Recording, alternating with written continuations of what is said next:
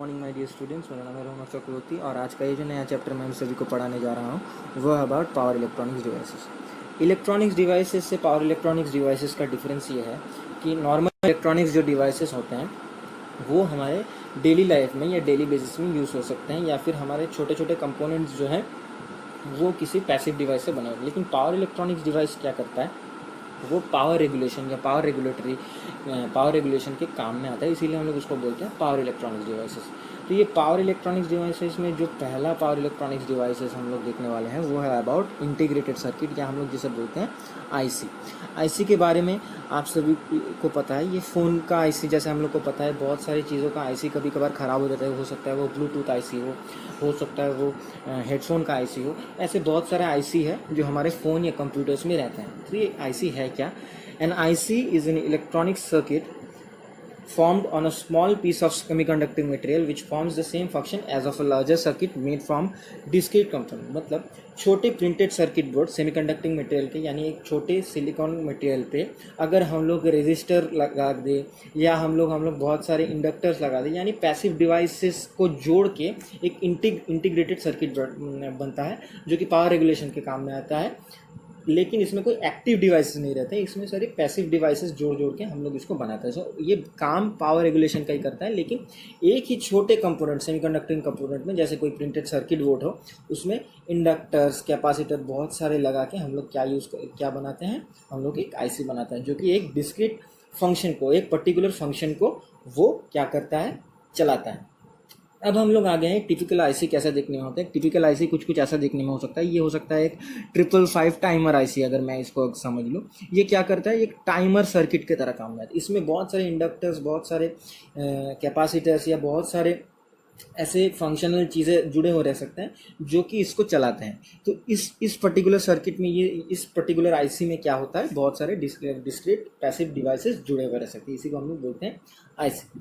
Next हम लोग देख लेते हैं कि how many types of IC are there are mainly 2 types of IC. One is digital IC. Digital IC में पड़ता है जैसे लॉजिक गेट्स या फ्लिप फ्लॉप्स। लॉजिक गेट्स में हम लोग इसके बाद पढ़ेंगे, जैसे कि नैंड गेट, नॉर गेट। ये जरा जो गेट्स है ये सारे हम लोग इसको बोलते हैं लॉजिक गेट। ये लॉजिक फंक्शन इसका, ये भी डिजिटल आईसी के ऊपर पड़ता है। इसके अलावा हो सकता है एनालॉग आईसी। एनालॉग आईसी मतलब जो डिजिटल फंक्शनाइज नहीं करता है, यानी कि जैसे वोल्टेज रेगुलेटर्स हो गया, जैसे ऑपरेशन एंड एम्पलीफायर्स हो गया। ये 2 मेन टाइप्स के आईसी हो गए हमारे, ठीक है ना। हम लोग जिस कॉमन पावर इलेक्ट्रॉनिक्स डिवाइस के बारे में पढ़ने वाला है वो है अबाउट फील्ड इफेक्ट ट्रांजिस्टर, जिसका दूसरा नाम है फेट। तो ये FET it's a 3 terminal unipolar device, इसको हम लोग बोलते हैं। इसके 3 टर्मिनल होते हैं। क्या क्या टर्मिनल्स होते हैं मैं बताने वाला हूँ। ये बहुत ही एक आम पावर इलेक्ट्रॉनिक्स डिवाइस है जो कि बहुत सारे काम में आता है। तो ये फेट का जो 3 टर्मिनल्स हैं वो क्या क्या, चलिए देख लेते हैं। इसमें मेनली 3 टर्मिनल्स रहते हैं। एक होता है ड्रेन, एक होता है गेट, एक होता है सोर्स। इस ड्रेन और सोर्स के बीच का जो फील्ड है, यानी इस ड्रेन और सोर्स के बीच का जो वोल्टेज है, इसको अगर हम लोग कंट्रोल करेंगे तो इस गेट का जो वोल्टेज है वो भी ऑटोमेटिकली कंट्रोल होता है। तो इस फील्ड को कंट्रोल करने से इसका करंट कंट्रोल होता है। इसीलिए हम लोग इसको बोलते हैं फील्ड इफेक्ट ट्रांजिस्टर या फिर फेट। चलिए देख लेते हैं फेट के टाइप्स के या फिर एप्लीकेशन कहाँ पे होते हैं। फेट्स जनरली बहुत जगह पे इसका हम लोग एप्लीकेशन कर सकते हैं। एम्पलीफायर सर्किट बनाने में, एनालॉग स्विच बनाने में, आईसी बनाने में, ऑसिलेटर्स बनाने में हम लोग फेट्स का यूज़ करते हैं। और टाइप्स ऑफ फेट, यानी फेट कितने टाइप के, फील्ड इफेक्ट ट्रांजिस्टर कितने टाइप के होता है, चलिए हम लोग देख लेते हैं। Mainly field effect transistor it's a 3 terminal device. मैंने तो आपको पहले ही बोला, ड्रेन, सोर्स और गेट, इसके मेनली 3 टर्मिनल है। तो मेनली जो टाइप्स है फेट के वो है जे फेट यानी जंक्शन फील्ड इफेक्ट ट्रांजिस्टर, और है आईजी फेट यानी insulated gate field effect transistor. और ये जो आईजी फेट है इसका जो कॉमन टाइप है वो है मॉसफेट यानी metal oxide semiconductor field effect transistor. तो ये आईजी फेट है, ये असल में इसका मेन टाइप मॉसफेट है, यानी इसको हम लोग मॉसफेट भी लिख सकते हैं। तो मेन टाइप्स क्या बोल सकते हैं हम लोग, जे फेट या मॉसफेट या जे फेट या आईजी फेट। तो मेनली जो जेफेट के टाइप है, जंक्शन फील्ड इफेक्ट ट्रांजिस्टर की जो मेन टाइप्स है उसमें हम लोगों ने जैसे पढ़ा कि जेफेट उसका एक मेन टाइप है। तो ये जेफेट बनता कैसा है, अगर पी चैनल, 2 पी चैनल या पी टाइप सेमीकंडक्टर के बीच में हम लोगों ने एक एन टाइप सेमीकंडक्टर को सैंडविचिंग किया तो वो हो जाता है पी चैनल जेफेट।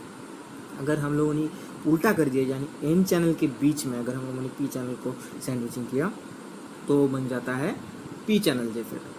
अब हम लोग आते हैं नेक्स्ट टाइप पे, जैसे कि मॉसफेट। ये एक टिपिकल लेयर है या typical schematic diagram of a MOSFET हम लोग बोल सकते हैं। इस मॉसफेट में अलग क्या है, इस मॉसफेट में जो एक गेट टर्मिनल के बीच में एक मेटल ऑक्साइड का इंसुलेटिव लेयर दिया हुआ रहता है, इसीलिए हम लोग इसको बोलते हैं मॉसफेट या metal oxide semiconductor field effect transistor.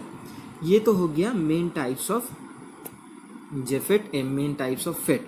अब हम लोग आ जाते हैं कि जेफेट और बीजेटी यानी फील्ड इफेक्ट ट्रांजिस्टर और बाइपोलर जंक्शन ट्रांजिस्टर, इसमें डिफरेंस क्या है।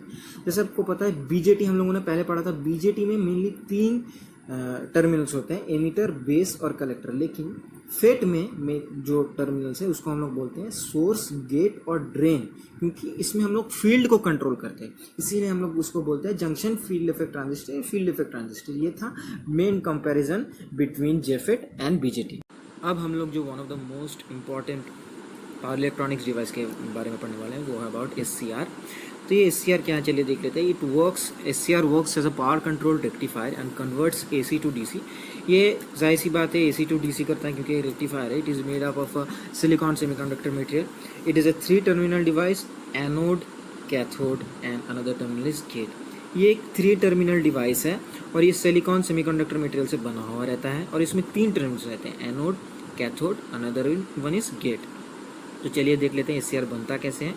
SCR का जो स्कीमेटिक रिप्रेजेंटेशन है वो कुछ ऐसा देखने में होता है, उसका ये जो सिंबल है वो ऐसा देखने में होता है। इसमें जैसे मैंने बोला 3 टर्मिनल्स रहते हैं। ये SCR बनता कैसे है, अगर हम लोग PN जंक्शन डायोड को आपस में जोड़ देते हैं या आपस में इसको हम लोग सैंडविचिंग करते हैं तो क्या होता है, एक SCR बनता है। इसमें जाहिर सी बात है 3 डेप्लीशन लेयर होने के कारण में 3 जंक्शंस भी रहते हैं, J1, J2 और J3। और इसमें 3 टर्मिनल्स क्या क्या रहते हैं, एनोड यानी पॉजिटिव, कैथोड यानी नेगेटिव और गेट। ये जो जंक्शन 2 है इसमें एक जो हम लोग बीच के लेयर को हम लोग बोलते हैं गेट टर्मिनल। और इसमें अगर हम लोगों ने बायसिंग जोड़ दिया तो उसको हम लोग बोलेंगे SCR का turn off turn on method. यानी इसमें हम लोगों ने अगर कोई एक्सटर्नल इलेक्ट्रिकल सोर्स देते हैं तो क्या होता है, ये SCR चालू होता है या ऑफ होता है, तो उसको हम लोग क्या बोलते हैं, SCR थायरिस्टर का ऑन या ऑफ। इस SCR का दूसरा नाम एक क्या होता है, थायरिस्टर। तो ये आप ज़रूर याद रखिए कि SCR का दूसरा नाम है ऑब्वियसली थायरिस्टर।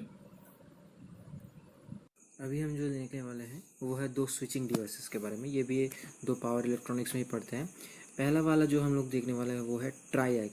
ये ट्रायक जो है ये 3 टर्मिनल का AC स्विच है। ये ट्रायक का जो फुल फॉर्म हम बोल सकते हैं, it's a 3 terminal AC switch. इसी इसका एब्रीविएशन या फुल फॉर्म अगर हम लोग बोले तो इसको हम लोग बोल सकते हैं it's a 3 terminal AC switch. जैसे आप देख सकते हैं इसमें 3 टर्मिनल है। 3 क्या क्या टर्मिनल है, ये SCR से बना हुआ है। 3 टर्मिनल इसमें है, एक 2 मेन टर्मिनल्स है, मेन टर्मिनल 1, मेन टर्मिनल 2 और बीच में एक गेट टर्मिनल है।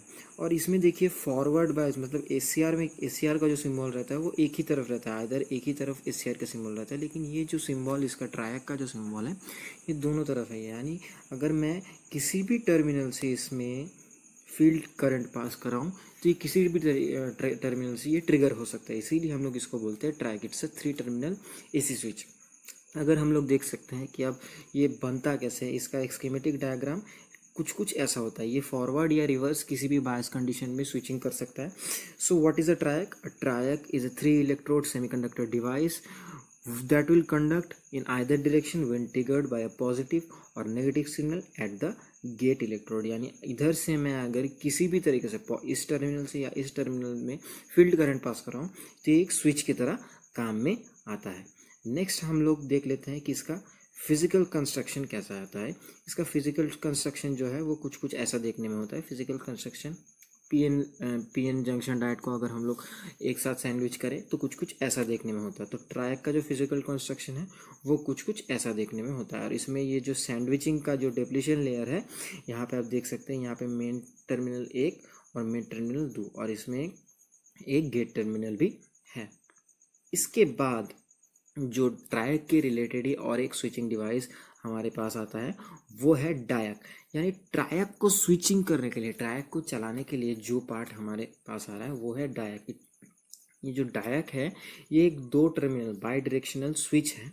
ये डायक का जो फुल फॉर्म ये क्या है, डायक का फुल फॉर्म है डायोड फॉर अल्टरनेटिंग करंट, मतलब अल्टरनेटिंग करंट को स्विच करने के लिए यानी ट्रायक को स्विच करने के लिए डायक का यूज़ होता है। ये तो डायक में क्या है, डायक में मेनली दो टर्मिनल्स हैं, एक एनोड एक कैथोड, और इसका स्केमेटिक सिंबल है, ये आइदर डायरेक्शन को दिखाता है, मतलब किसी भी डायरेक्शन से ये स्विचिंग हो सकता है, इसीलिए इसको हम लोग बोलते हैं डायक यानी diode for AC current.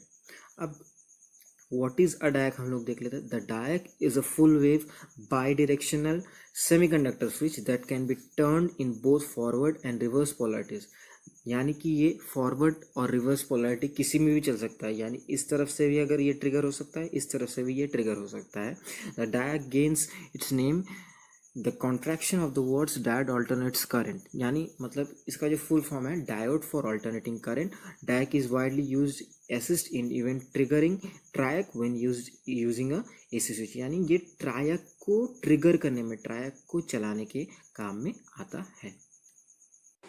Next हम लोग जिस पावर सेमीकंडक्टर डिवाइस के बारे में देखने हैं वाले हैं वो है अबाउट यूजेटी। इसका फुल फॉर्म है यूनी जंक्शन ट्रांजिस्टर, जैसे कि इसके नाम से देख सकते हैं। इसमें क्या है हम लोग चलिए देख लेते हैं। UJT is also called a double base diode, two layer and has 3 terminals. It is used to produce oscillation and including in oscillators, trigger circuit, phase controllers, timing circuits and voltage and current regulated supply। यानी uni junction transistor एक 3 terminal वाला device है। इसमें क्या होता है, ये कहाँ यूज़ होता है, ये ऑसिलेशन सिग्नल जनरेटर में ऑसिलेशन प्रोड्यूस करने के लिए, ट्रिगरिंग सर्किट में यूज़ होता है, फेस कंट्रोलर में, टाइमिंग सर्किट में एंड वोल्टेज और करंट रेगुलेटेड सप्लाई में ये यूज़ होता है। इसका कंस्ट्रक्शन कैसा है चलिए हम लोग देख लेते हैं। कंस्ट्रक्शन वाइज ये कुछ ऐसा देखने में होता है। ये एक पूरा सेमीकंडक्टर मटेरियल से बना हुआ रहता है, जिसके अंदर हम लोग क्या करते हैं, एन टाइप सेमीकंडक्टर को हेविली डोप करते हैं।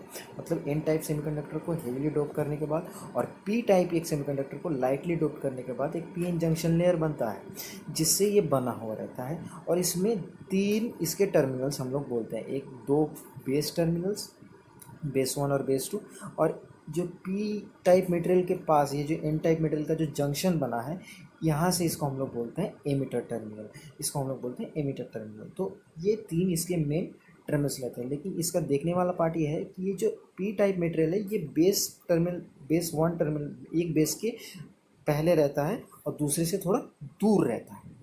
नेक्स्ट इसका जो सिंबल होता है वो कुछ ऐसा देखने में होता है। सिंबॉलिक वाइज एमिटर टर्मिनल यहाँ पे दिखाया हुआ है और बेस 1 और बेस 2 को यहाँ से दिखाया गया है, जैसे कि आप देख सकते हैं। Symbol of uni junction transistor कैसा होता है।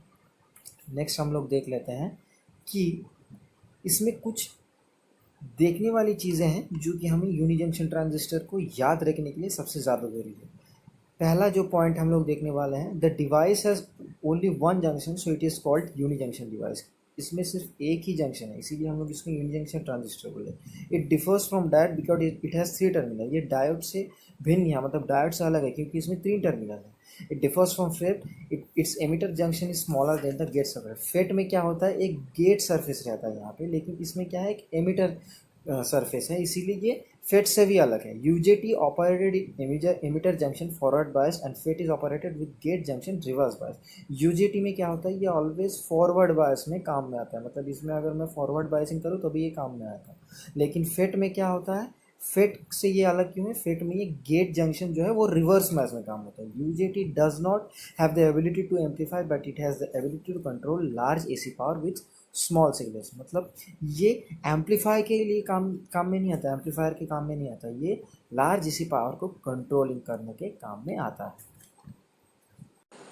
एट लास्ट हम लोग जो पावर इलेक्ट्रॉनिक्स डिवाइस के एकदम आखिरी पोर्शन में आ चुके हैं, आखिरी पार्ट में आ चुके हैं। जो लास्ट पावर इलेक्ट्रॉनिक्स डिवाइस है वो है IGBT या फिर इंसुलेटेड गेट बाइपोलर ट्रांजिस्टर। जैसे कि इसके नाम से दिखाई दे रहा है कि ये एक ट्रांजिस्टर भी है, लेकिन ये ट्रांजिस्टर सब ट्रांजिस्टर से थोड़ा अलग है। क्यों ये अलग है चलिए देख लेते हैं। तो ये इंट्रोडक्शन हम लोग देख लेते हैं। IGBT का जो मेन फंक्शन है वो क्या है।